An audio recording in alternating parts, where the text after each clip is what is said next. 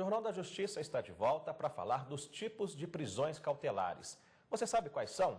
Para explicar para a gente, falar mais sobre esse assunto, a gente recebe aqui no estúdio a consultora jurídica da TV Justiça, a doutora Gisele Reis. Doutora, boa tarde, obrigado mais uma vez pela participação. Boa tarde. Explicar quais são os tipos de prisões cautelares. Fred, antes da gente chegar propriamente na prisão cautelar, a gente precisa esclarecer que existem dois tipos de prisão dentro do nosso sistema penal brasileiro. Um deles é o chamado prisão-pena, que é uma prisão decorrente de uma sentença penal condenatória, ou seja, quando já não há mais nenhuma possibilidade de recurso, uma pessoa foi condenada a uma pena privativa de liberdade e aí ela ingressa no sistema penitenciário brasileiro para cumprir a pena que lhe foi imposta. Ou a outra espécie de prisão seria chamadas prisões provisórias, prisões cautelares, que são exatamente aquelas prisões em que ainda não houve uma sentença transitada em julgado, então elas acontecem ou no curso da investigação ou no curso do processo. São provisórias porque elas podem não se transformar em uma prisão definitiva. Então, dentro das prisões cautelares, também chamada de provisórias, estão três espécies: a prisão em flagrante, a prisão preventiva e a prisão temporária. E a mais comum, qual é delas? Na verdade, a prisão em flagrante, todas elas têm requisitos específicos. A prisão em flagrante, por exemplo, está prevista no Código de Processo Penal. Ela é aquela em que qualquer pessoa do povo ela pode efetuar prisão em flagrante e as autoridades e seus agentes elas estão obrigadas a efetuar a prisão em flagrante. Não precisa ser só um policial, por exemplo? Não, a prisão em flagrante ela não precisa nem de decisão, nem de uma decisão judicial. A prisão em flagrante ela pode ser efetuada por qualquer pessoa do povo. Está na lei. Agora, já as autoridades policiais e os agentes, esses sim são obrigados a efetuar prisão em flagrante. Mas existem as situações que estão previstas no Código de Processo Penal que caracterizam o estado de flagrância. Ou seja, aquela pessoa que é surpreendida cometendo a infração penal. Ou logo após ter cometida, que é perseguida logo depois e encontrada ali em situação que a faça presumir ser a autora do ilícito. Ou que era encontrada também com instrumentos, armas que também levam a crer que ela é a pessoa que efetivamente praticou.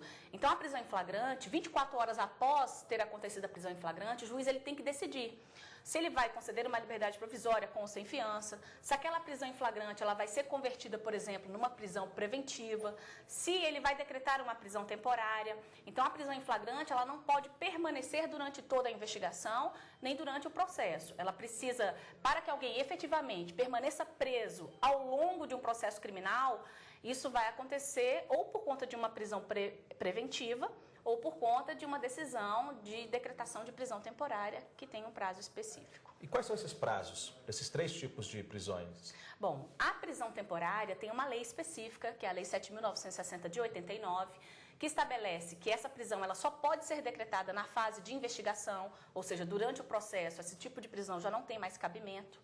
Ela também só pode ser decretada em relação a determinados crimes. Existem, por exemplo, crime doloso, homicídio doloso, sequestro, cárcere privado, roubo. A lei ela enumera taxativamente quais são os crimes que autorizam a decretação da prisão temporária. E ela pode ser decretada por um prazo de 5 dias, prorrogáveis por igual período. Então, o máximo que a pessoa pode ficar presa temporariamente é pelo prazo de 10 dias. Se ela estiver sendo investigada pela prática de um crime hediondo ou um crime equiparado a hediondo, aí esse prazo já se altera. Ele passa de 30 dias, podendo ser prorrogável por igual período, o que totaliza aí 60 dias de prisão temporária. Qual o entendimento do STF em relação a essas prisões? Recentemente, o ministro Celso de Mello questionou, né? Ele chegou a dar uma sentença sobre esse assunto.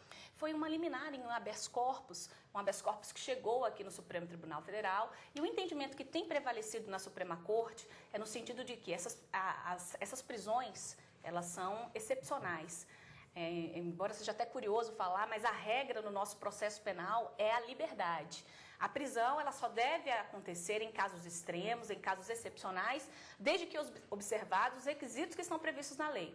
Então, o que o Supremo Tribunal Federal tem decidido é o seguinte: não basta argumentar, ao decretar a prisão, o juiz não basta argumentar a gravidade abstrata do delito ou o clamor público. Ele precisa identificar fatos concretos que que demonstrem efetivamente o cabimento daquela prisão. Por exemplo, a prisão preventiva tem aqueles 4 requisitos previstos no Código de Processo Penal: garantia da ordem pública, da ordem econômica, conveniência da instrução criminal e garantia da aplicação da lei penal. Então, o juiz, ao decretar uma prisão preventiva, ele tem que efetivamente demonstrar os fatos específicos, concretos, que justifiquem o cabimento da prisão específica. Doutora Gisele Reis, obrigado pela sua participação aqui com a gente. Até a próxima. Eu que agradeço. Boa tarde. Boa tarde.